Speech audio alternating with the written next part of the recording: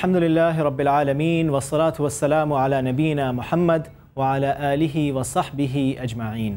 السلام علیکم ورحمۃ اللہ وبرکاتہ۔ اللہ تعالیٰ نے ہر قوم کے پاس ایک نبی کم از کم ضرور بھیجا۔ تمام انبیاء کا مقصد ایک ہی تھا، لوگوں کو اللہ کی طرف بلانا۔ یہ سلسلہ چلتا رہا اور پھر رسول اللہ صلی اللہ علیہ وسلم پر آ کے مکمل ہوا۔ آپ صلی اللہ علیہ وسلم کے بعد کوئی نبی یا رسول نہیں ہوگا، لیکن سوال یہ پیدا ہوتا ہے کہ کیا یہ دعوت دین کا سلسلہ آپ صلی اللہ علیہ وسلم پر آ کر ختم ہو جاتا ہے یا پھر یہ جاری رہتا ہے؟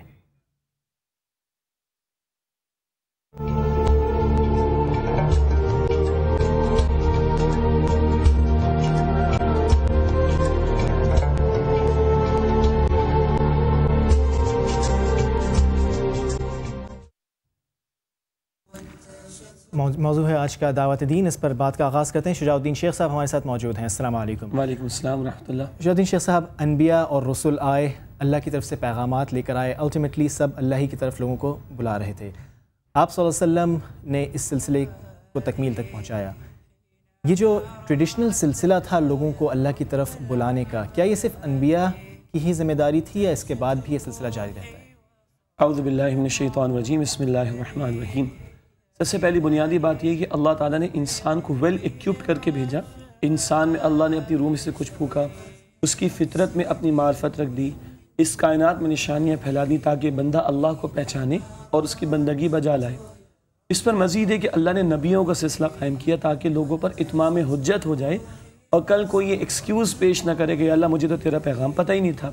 قرآن بتاتا ہے اسی مشن کے حوالے سے سورۃ النساء آیت نمبر 165، رسول مبشرین و منذرین لئلا یکون للناس علی اللہ حجت بعد الرسل۔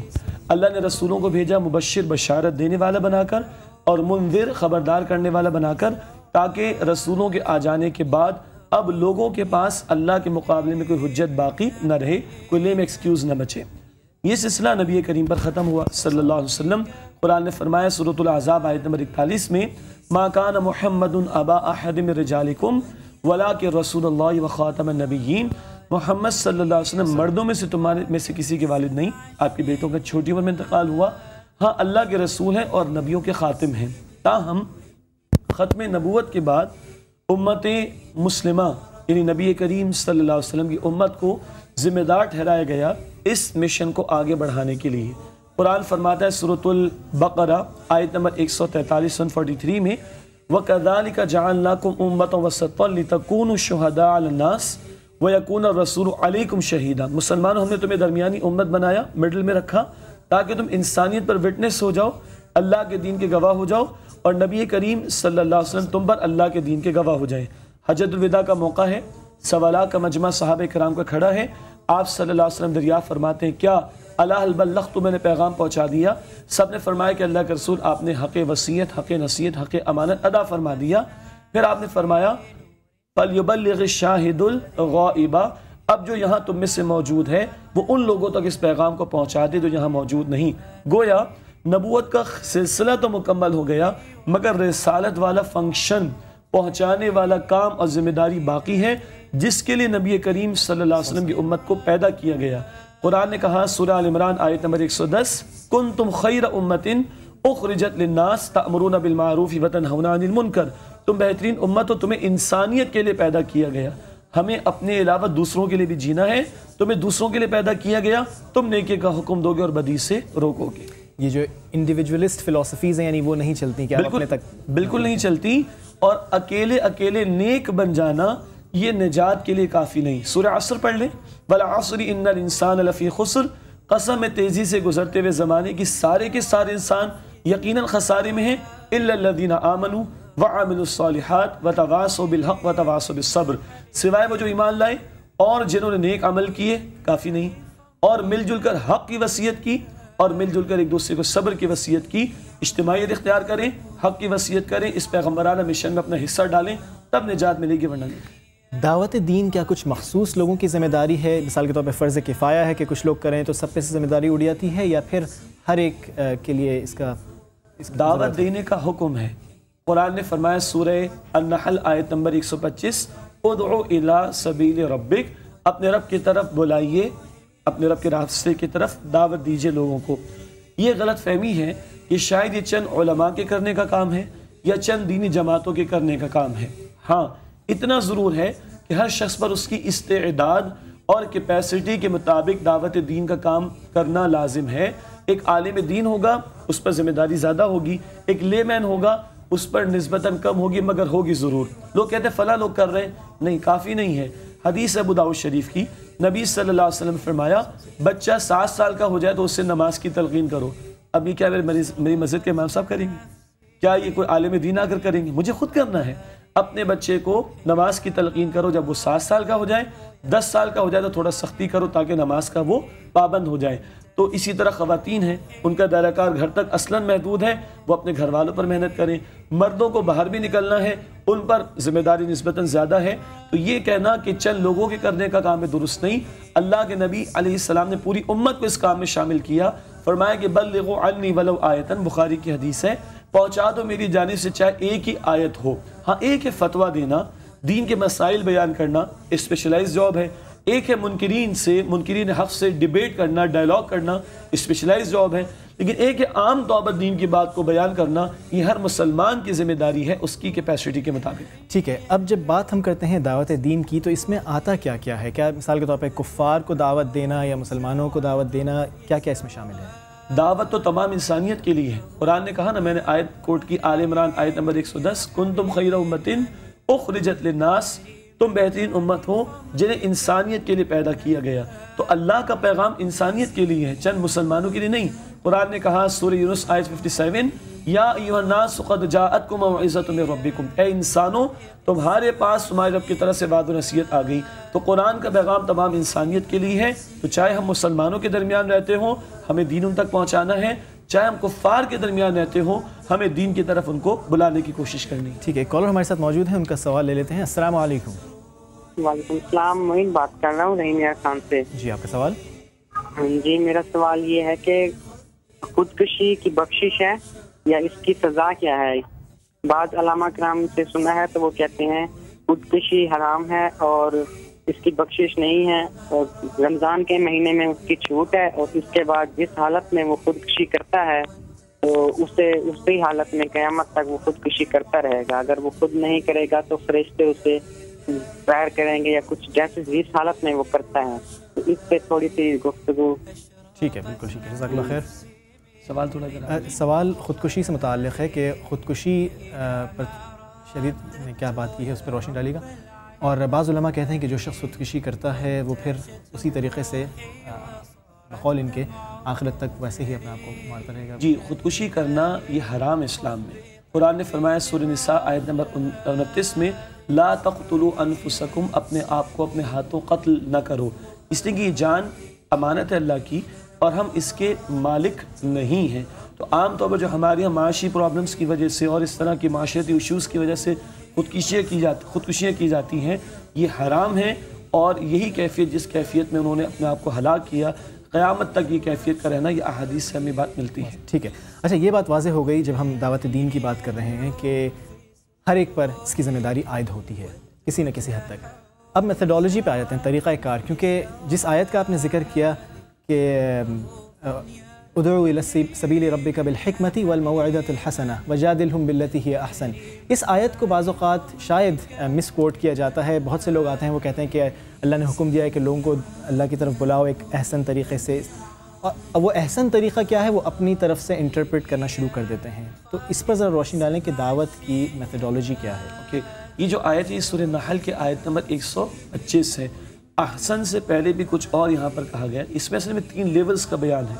उदउ इला सबील रब्बिका बिल हिकमा, अपने रब के रास्ते की तरफ बुलाओ हिकमत के साथ। नंबर 2 वल मौइज़तिल हसना, उम्दा वाज और नसीहत के ज़रिए। नंबर 3 वजादिलहुम, जिदाल का लफ्ज़ पहले, वजादिलहुम बिल्लती हिय अहसन, और उनसे जिदाल करो, डायलॉग करो, बहस करो, मगर उम्दगी के साथ। माशरे में 3 तबक़ात होते हैं।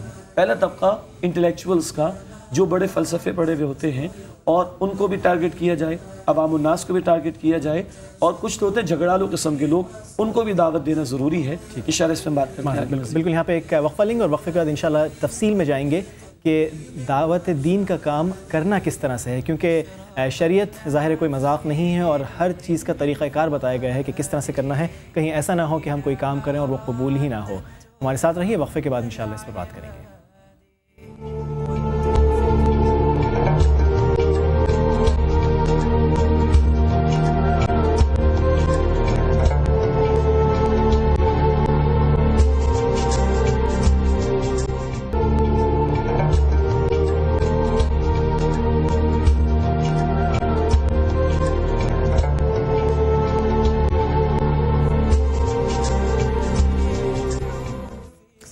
وقفے کے بعد آپ کو پروگرام میں خوش آمدید کہیں گے۔ بات ہو رہی ہے دعوت دین پر۔ یہ بات اب واضح ہو گئی، شجاع صاحب نے اس کو کافی اس کی وضاحت کر دی ہے کہ اللہ کے دین کی طرف بلانا لوگوں کو، یہ ذمہ داری ہم سب پر عائد ہوتی ہے۔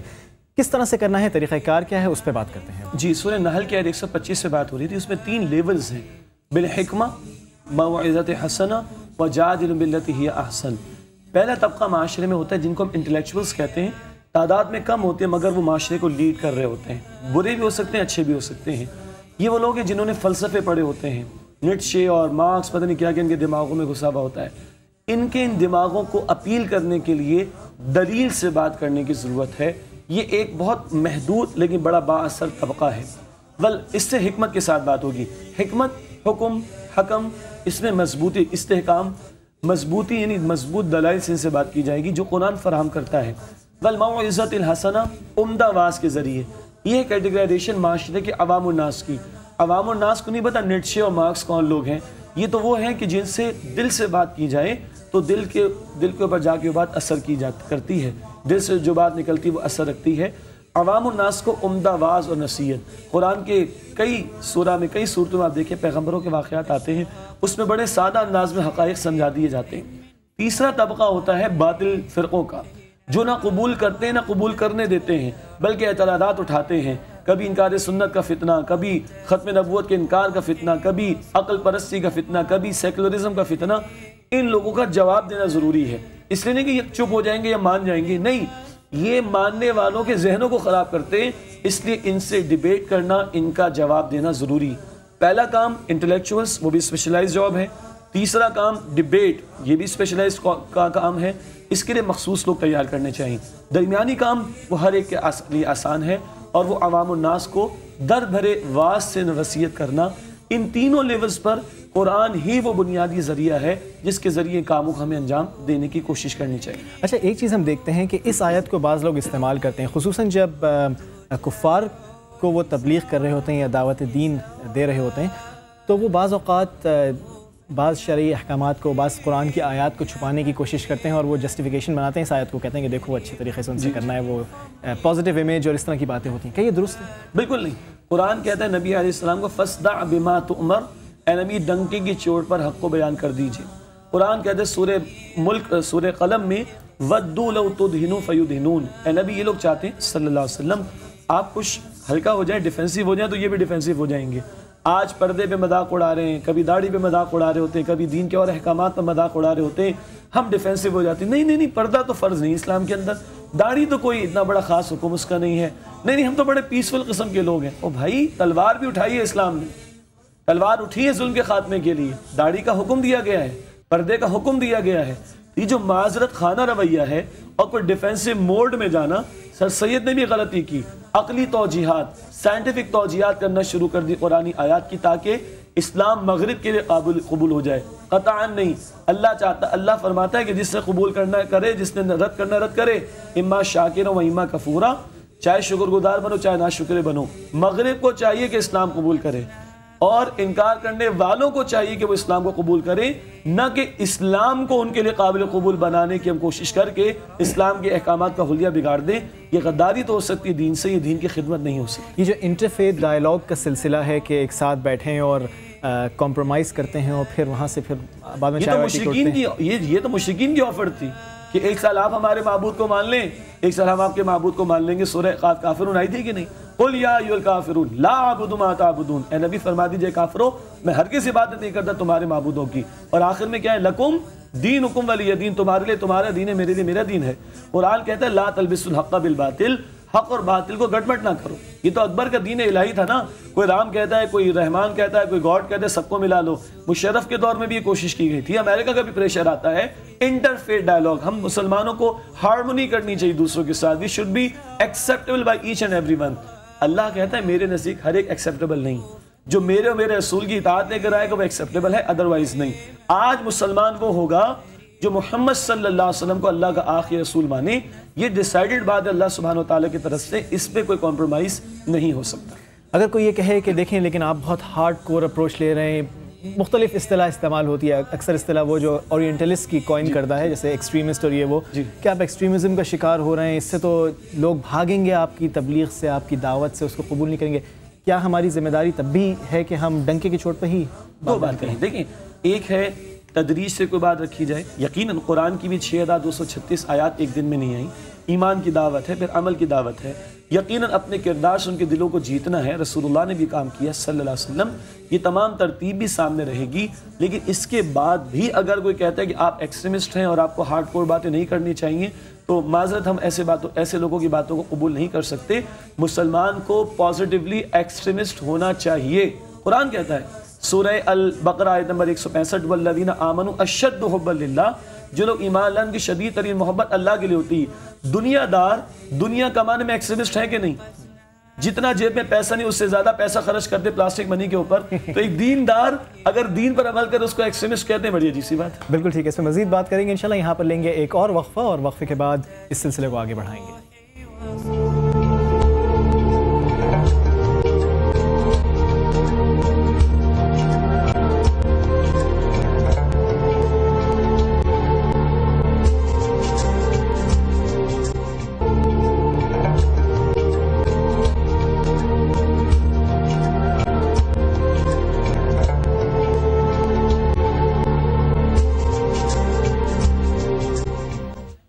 وقفے کے بعد آپ کو ایک مرتبہ پھر پروگرام میں خوش آمدید کہیں گے. بات ہو رہی ہے دعوت دین کی, اور اس وقت ہم بات کر رہے ہیں کہ کس طرح سے اس فریضے کو سر انجام دینا ہے. شیخ صاحب, ایک چیز ہم یہ دیکھتے ہیں کہ بعض لوگ بے شک خلوص نیت کے ساتھ, واللہ عالم, وہ ان کا ٹارگٹ ہو جاتا ہے کہ کسی کی درستگی یا کسی کو دین کی طرف مائل کرنا, اور اس میں وہ اتنا کمپرومائز کرتے ہیں کہ وہ قرآن و سنت کو بھی بالائے طاق رکھتے ہیں. وہ کہتے ہیں کہ بس ہم کمپرومائز کر کے عقلی دلائل, یہ جو سچویشن ہے اس پر کیا پہلی بات تو ہے کہ ہمارا دین عقل پر بیسڈ نہیں ہے, وہ نقل پر بیسڈ ہے. نقل کا مطلب جو کتاب و سنت سے منتقل چلا آ رہا ہے, عقل اس کے تابع رہے گی. تو دین کی دعوت کے فریضے کی ادائیگی کے لیے بھی مجھے اپنی عقل نہیں, کتاب و سنت سے جو نقل ہوا اس کو فوکس کرنا چاہیے.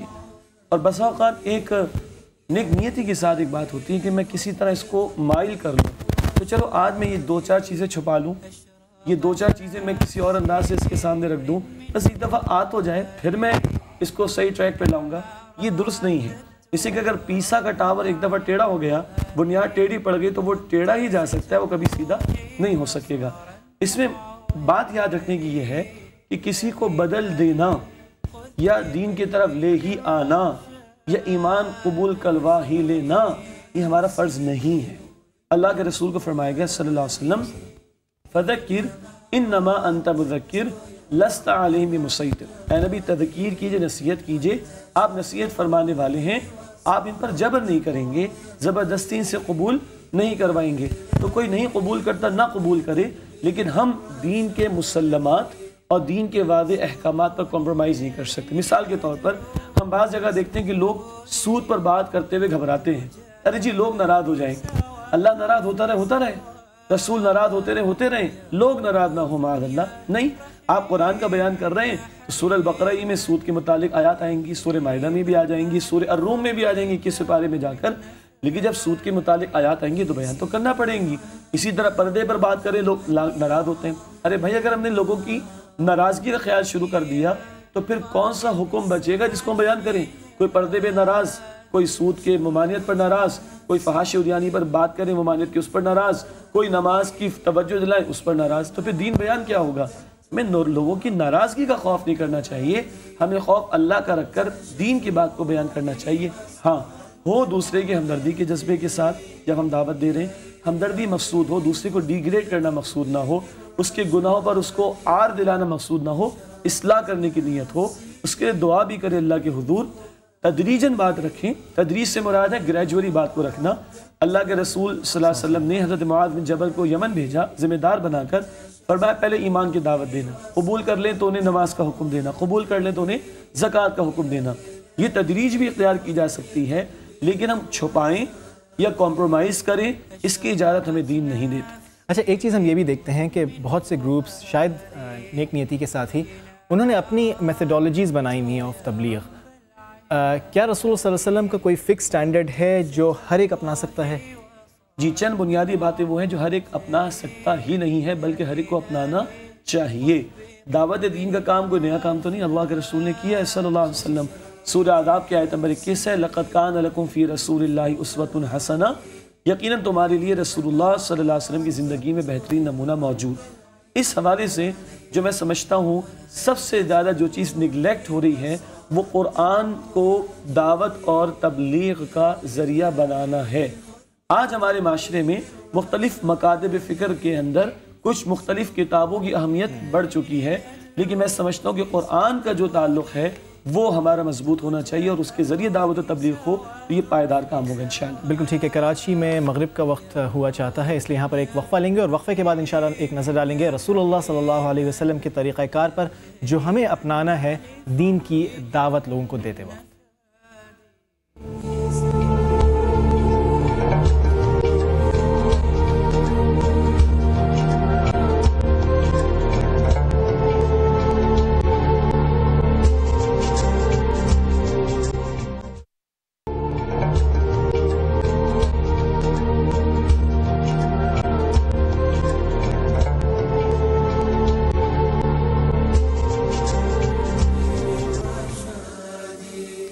وقفے کے بعد آپ کو پروگرام میں خوش آمدید کہیں گے۔ ہم بات کر رہے ہیں دعوت دین کے طریقہ کار پر۔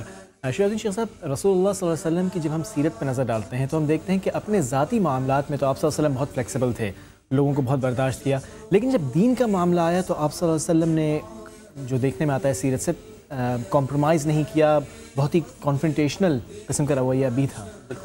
میں ایک چھوٹی سی بات اپنی پوری کر لوں، وقفے سے پہلے ہم بات، کیونکہ اذان مغرب کا وقت ہوا تھا کراچی میں، کہ رسول اللہ صلی اللہ علیہ وسلم نے مستقل بنیادوں پر قرآن کو دعوت دین کے لیے بنیادی ذریعے کے طور پر اختیار کیا۔ خود قرآن ہم پڑھیں، یا ایھا رسول بلغ ما انزل الیک من ربک، سورۃ المائدہ آیت 67، اے رسول جو کچھ آپ پر نازل کیا کہ اس کی تبلیغ کر دیجئے، فإن لم تفعل فما بلغت رسالتہ، اگر آپ نے اس قرآن کو نہ پہنچایا تو آپ نے تبلیغ کا حق ادا نہ کیا۔ قرآن کہتا ہے سورہ قاف آیت نمبر 45 میں، فذکر بالقرآن من یخاف وعید، اے نبی اس قرآن کے ذریعے تذکیر کیجئے اس کو جو اللہ کے عذاب سے ڈرتا ہو۔ قرآن کہتا ہے سورہ فرقان آیت 52، وجاہدم بہ جہادا کبیرا، اے نبی اس قرآن کے ذریعے بڑا جہاد کیجئے ان لوگوں کے خلاف۔ مکی زندگی میں یہ بات آ رہی ہے۔ تو قرآن کو اللہ کے نبی علیہ السلام نے بنیادی ذریعے کے طور پر اختیار کیا۔ آج ہم دیکھتے ہیں کہ ہمارے مختلف مکاتب فکر میں کچھ اپنی مرتب کی ہوئی کتابیں جن میں دین کی باتیں ہیں ان کو وہ اہمیت دے دی گئی، کہیں فضائل اعمال، کہیں فیضان سنت، کہیں فضائل اہل حدیث، کہیں فضائل جہاد، کہیں فضائل تبلیغ، بہت ساری کتابیں ہیں سر آنکھوں پر، لیکن قرآن کی جو اہمیت ہونی چاہیے وہ ہمیں دکھائی نہیں دیتی۔ منبر پہ جمعے کے دن اللہ کے نبی علیہ السلام کا خطبہ کیا ہوتا تھا؟ کان یقرأ القرآن ویذکر الناس، قرآن پڑھتے، قرآن کے ذریعے تذکیر کرتے۔ آج قرآن کا ترجمہ بیان نہیں ہوتا، آج قرآن کی تشریح بیان نہیں ہوتی، تو یہ بہت بڑی لیکنگ ہے جس پہ توجہ کرنے کی ضرورت ہے کہ قرآن کو بنیادی ذریعے اور آلے کے طور پہ اختیار کیا جائے دعوت کے لیے۔ جو آپ نے سوال کیا کہ آپ صلی اللہ علیہ وسلم نے اپنی ذات کے لیے سب کچھ برداشت کیا، مثال کے طور پر اما عائشہ رضی اللہ تعالیٰ عنہ فرماتی ہیں کہ نبی صلی اللہ علیہ وسلم سب سے بڑھ کر مسکرا کر بات کرتے، سب سے بڑھ کر خندہ پیشانی کے ساتھ پیش آتے، اور اپنی ذات کے لیے آپ نے کبھی کسی سے انتقام نہیں لیا، لیکن جب اللہ کی حد ٹوٹتی، اللہ کا حکم ٹوٹتا تو سب سے بڑھ کر غصہ آپ صلی اللہ علیہ وسلم کو آتا۔ تو ایک دینی غیرت بھی ہے اور دوسرا نان کمپرومائزنگ ایٹیٹیوڈ، وہ جو میں نے سورہ کافرون ذکر کی کہ کچھ آپ ہماری مان لیں۔ مشرکوں نے کہا ایک سال ہم آپ کے معبود اللہ کو مانتے ہیں، ایک سال آپ ہمارے بتوں کو مان لیں۔ قرآن نے کہہ دیا لکم دینکم ولی دین، تو کوئی کمپرومائز نہیں ہو سکتا، حق اور باطل کو گڈمٹ نہیں کیا جا سکتا۔ ٹھیک ہے، جب ہم مسلمانوں سے بات کرتے ہیں، ان کو تبلیغ کرتے ہیں، تو ترجیحات ہماری کیا ہونی چاہیے اس وقت؟ مسلمان کو جب ہم دعوت دیں تو بنیادی بات یہ کہ اپنا مسلمان بھائی سمجھ کے دعوت دیں اور ہمدردی کے جذبے کے ساتھ۔ حدیث بخاری شریف میں نبی صلی اللہ علیہ وسلم نے فرمایا کہ لوگوں تمہارا حال یہ کہ تم جہنم کی آگ میں گرے جا رہے ہو، اور میرا معاملہ ہے کہ میں تمہیں کمر سے پکڑ کر کھینچ کر روکنے کی بچانے کی کوشش کر رہا ہوں۔ تو ہمدردی ہو اپنے بھائی سے۔ دوسرا، گناہ سے نفرت ہو، گناہ کرنے والے سے نفرت نہ ہو جائے۔ اگر گناہ کرنے والے سے ہی نفرت ہو گئی تو پھر اصلاح کا کام نہیں ہو سکتا۔ پھر دعا کا اہتمام، توجہ کیجیے گا، نبی صلی اللہ علیہ وسلم دین کے دشمنوں کے بھی لیے دعا کرتے تھے، اے اللہ عمر بن خطاب رضی اللہ عنہ یا عامر بن حشام، ابو جہل کا نام ہے، ان دونوں میں سے کسی ایک کو دین کی توفیق دے دے، اسلام کی توفیق دے دے۔ وہاں دشمنوں کے لیے دعا ہو رہی تھی، کیا ہم اپنے اپنوں کے لیے بھی دعا کرتے ہیں کہ نہیں؟ کیوں؟ ہدایت دینے کا اختیار اللہ کے ہاتھ میں۔ حدیث میں آتا ہے کہ اللہ کی دو انگلیوں کے درمیان بندوں کے دل ہیں، جس طرف چاہے وہ پھیر دے۔ تو اپنے ان ساتھیوں کے لیے جن کو ہم دعوت دے رہے ہیں، ان کے لیے ہدایت کی اللہ سے دعا بھی کرنی چاہیے۔ تیسری بات یہ ہے کہ ہمارے قول و فعل میں تضاد نہ ہو۔ اگر ہمارے قول و فعل میں تضاد ہوگا تو ہماری دین کی دعوت کا عمل متاثر ہوگا۔ آپ کی اجازت سے آج میڈیا پر اسلام کو جو لوگ پریزنٹ کر رہے ہیں، جو ان کے حلیے ہیں، اللہ ان کو ہدایت عطا فرمائے۔ جو ان کے پروفیشنز ہیں، یعنی پہلے وہ ناچنے گانے والوں کو برا سمجھا جاتا تھا، آج ان کو جس طرح پریزنٹ کیا جاتا ہے اور پھر وہ بیٹھ کر دین کا نام لیتے ہیں اور دین کے پروگرامز کر رہے ہیں، خدا را اس کمرشلائزیشن سے ہم بچیں اور اپنے قول و فعل میں تضاد پیدا نہ کریں۔ دین کی دعوت ضرور دیں، مگر قرآن کہتا ہے لما تقولون ما لا تفعلون، کیوں وہ بات کہتے ہو جو تم کرتے نہیں ہو؟ کبر مقتا عند اللہ ان تقولوا ما لا تفعلون، سورہ صف میں ہے۔ یہ بات اللہ کو انتہائی ناراض کر دینے والی کہ تم وہ کہو جو تم کرتے نہیں۔ تو قول اور فعل میں مطابقت ہونی چاہیے، قول اور فعل میں تضاد نہیں ہونا چاہیے۔ پھر اپنے اخلاق سے دوسروں کو جیتنا۔ سلام اس پر کہ جس نے لوگوں کی گالیاں سنی مگر ان کو دعائیں دی، صلی اللہ علیہ وسلم۔ اپنے اخلاق سے دلوں کو جیتیں، کردار کی گواہی پیش کریں پہلے۔ آج لوگ کیوں دینداروں سے عام طور پر متنفر ہوتے؟ اس سے کہ جو سو کالڈ دیندار لوگ ہیں ان کے قول و فعل کا تضاد ہوتا ہے، ان کے اخلاق اچھے نہیں ہوتے، جبکہ رسول اللہ علیہ السلام کی حیات طیبہ کو قرآن ان کی دلیل کے طور پر پیش کرتا ہے۔ سورہ یونس آیت 16، فَقَدْ لَبِثْتُ فِيكُمْ عُمُرًا مِّن قَبْلِ أَفَلَا تَعْقِلُونَ، اس سے پہلے تمہاری درمیان ایک عمر بسر کر چکا ہوں، تم نے مجھے صادق اور امین کہا، کیا تم عقل سے کام نہیں لیتے؟ کردار کی گواہی پہلے ہے، پھر آپ ان کے سامنے دین کی دعوت کو رکھ رہے ہیں۔ اگر ان امور کو ہم سامنے رکھیں گے تو ہم بہتر طور پر اپنے مسلمان لوگوں کے درمیان انشاءاللہ دعوت کا کام کر سکیں گے۔ اچھا، ایک چیز جو ہے ہم یہ بھی دیکھتے ہیں، اور شاید بہت سے لوگ ہمارے دیکھنے والے اس وقت اس چیز کو ایکسپیرینس کر چکے ہوں، کہ ہم اکثر فقہی مسائل اور بعض بہت ہی ارریلیونٹ قسم کے فقہی مسائل، ان پر نہ ختم ہونے والی بحث میں داخل ہو جاتے ہیں، اس میں پڑے آتے ہیں، اور شاید ہم اس کو بھی تبلیغ یا دعوت دین کا حصہ سمجھتے ہیں۔ یہ بہت بڑا ایک مسئلہ ہے، اور قرآن تو جب اہل کتاب کو دعوت دینے کی بات کرتا ہے تو بھی کہتا ہے کامن چیزوں پر بات کرو۔ سورہ آل عمران آیت نمبر 64، قل یا اہل الکتاب تعالوا الی کلمۃ سواء بیننا و بینکم الا نعبد الا اللہ ولن نشرک بہ۔ اے نبی علیہ السلام اہل کتاب سے فرما دیجئے، اے اہل کتاب آؤ ایک ایسی بات کی طرف جو ہمارے تمہارے درمیان مشترک ہو، ہم اللہ کے سوا کسی کی عبادت نہ کریں، اس کے ساتھ کسی کو شریک نہ کریں۔ حالانکہ اہل کتاب خصوصاً کرسچن سے خطاب ہے، ان میں ہمیں کتنے ڈفرینسز ہیں، مگر قرآن کہتے ہیں بات کہاں سے شروع کرو؟ کامن ٹرمز پر بات شروع کرو۔ آج نادان قسم کے لوگ ہیں جو اپنے فقہی اور مسلکی اختلافات کو پبلک میں بیان کرنا اپنی شان سمجھتے ہیں، جبکہ دین کی دعوت دی جاتی ہے مسلک یا فقہی مسئلہ ترجیح کے لیے ہوتا ہے۔ مثلا آج ہم اس چینل پہ بیٹھے ہیں، ہزاروں لاکھوں لوگ ہماری بات سن رہے ہیں، تو میں نماز کی دعوت دوں، میں یہ بحث نہ کروں کہ نہیں اگر آپ نے ہاتھ یہاں باندھا تو نماز نہیں ہوگی، یہاں باندھا تو نماز نہیں ہوگی، نہیں، یہاں باندھا یا ہاتھ چھوڑ کے نماز ادا کی، نماز انشاءاللہ ہو جائے گی۔ It's a matter of preference, یہ زیادہ پریفرڈ ہے، یہ زیادہ بہتر ہے، یہ زیادہ بہتر ہے۔ مختلف مکاتب فکر کی مختلف آراء ہیں اور ان کے پاس اپنے دلائل ہیں، لیکن چینل پر عوامی پبلک پلیسز پر بیٹھ کر میں نماز کی دعوت دوں، نہ کہ فقہی مسائل کو بحث میں لے کر آؤں، اس سے لوگ متنفر ہو جائیں گے۔ تو دین پرائرٹی ہونا چاہیے، مسلک کو اس کے تابع رہنا چاہیے۔ اگر قرآن کافروں کے متعلق کہہ رہا ہے کہ کامن ٹرمز سے بات کرو، تو ہم مسلمانوں کے درمیان تو 99% معاملات اتفاقی امور کے ہیں۔ نادان ہیں وہ لوگ جو 99% کو چھوڑ کر اپنی دکانیں چمکانے کے لیے 1% کو پروموٹ کرتے ہیں۔ یوٹیوب پر آپ جائیے، وہ مناظرے خود اللہ کی پناہ، ایک دوسرے کو نیچا دکھانے کے لیے وہ فتح کر لیا، انہوں نے ایک مناظرہ کیا، جیت لیا، دنیا فتح کر لی. یہ دین سے دوری کا نتیجہ ہے، دین کے ایسنس کو نہ سمجھنے کا نتیجہ ہے کہ اس نادانی کی بنیاد پر ہم یہ حرکتیں کرتے ہیں اور لوگوں کو دین سے متنفر کرنے کا باعث بنتے ہیں. اچھا، وہ 73 فرقوں والی حدیث اکثر کوٹ کی جاتی ہے اور اس پر لوگ ہر ایک جو ہے وہ اپنا آپ کو چیمپئن سمجھتا ہے اور دوسرے کو کہتا ہے کہ یہ شاید جہنم میں جائے گا. استغفر معاف اللہ. کرے. اس پر ذرا روشنی ابو داؤد شریف کی روایت ہے اللہ، اچھا پوری کوٹ نہیں کرتے نا، مسئلہ یہ ہے، اور 73 میں سے ایک اپنے آپ کو نکال کے باقیوں کو فارغ کر دیتے. استغفر اللہ.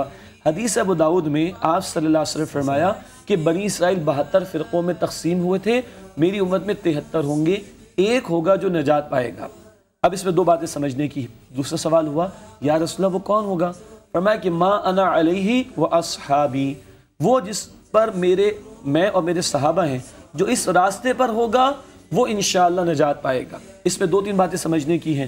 کیا خالی یہ کہنا کہ اللہ اس کے رسول کے اور اس کے صحابہ کو ماننے والے ہیں کافی نہیں؟ کیا آج ہماری زندگیاں رسول اللہ کی سیرت کے مطابق ہیں؟ کیا آج ہمارے شب و روز صحابہ کرام کی سیرت کے مطابق ہیں؟ یہ ہے تو نجات ہے، ورنہ نہیں.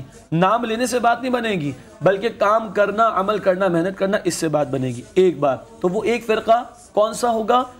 جو اس طریقے پر ہوگا جس طریقے پر اللہ اور اللہ کے رسول ہو صلی اللہ علیہ وسلم. آج مسلمانوں کے تمام مکاتب فکر، معروف مکاتب فکر، حنفی، شافعی، حنبلی، مالکی، سلفی اور دیگر حضرات، تمام کے تمام اللہ کے نبی پر اعتماد رکھتے ہیں صلی اللہ علیہ وسلم. صحابہ کرام کی جماعت کو معتبر سمجھتے ہیں. ڈفرینسز اپنی جگہ، لیکن مین اسٹریم لائن سے جو جڑا رہے گا انشاءاللہ اور عمل کرے گا وہ کامیاب ہوگا. ایک غلط فہمی ہے، لوگ سمجھتے ہیں کہ آج ہم 73 بنا کے دکھا دیں. ایسا نہیں ہے، بہت سے بن کر تاریخ میں ختم بھی ہو چکے، مٹ بھی چکے.